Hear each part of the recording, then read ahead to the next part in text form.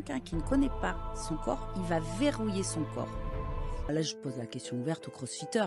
Est-ce que vous avez cette notion de être stable et en sécurité quand vous faites un mouvement? Tu m'as dit que le crossfit, c'était dangereux pour le corps.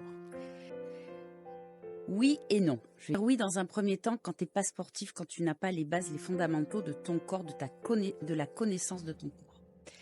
Faire du crossfit, c'est mettre en danger son corps pour la simple et bonne raison, c'est que le crossfit, c'est la force. On travaille uniquement la force.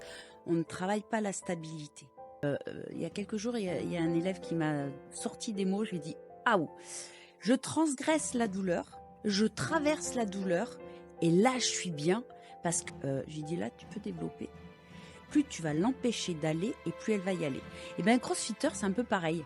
Plus tu vas lui dire n'y va pas, et lui va y aller parce que dans la force, dans la force, dans la force, dans la force, dans la force. Tu m'as dit oui, parce que les gens connaissent pas leur corps. Ouais. Le corps a une limite qui s'appelle la douleur.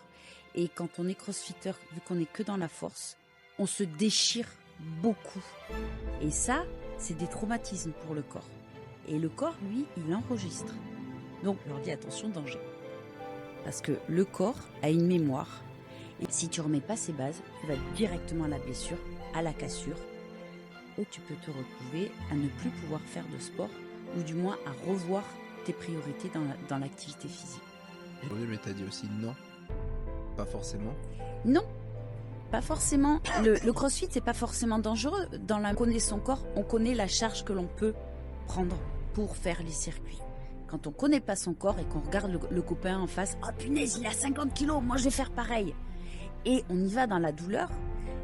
Alors, dans la douleur du corps, mais on ne la connaît pas.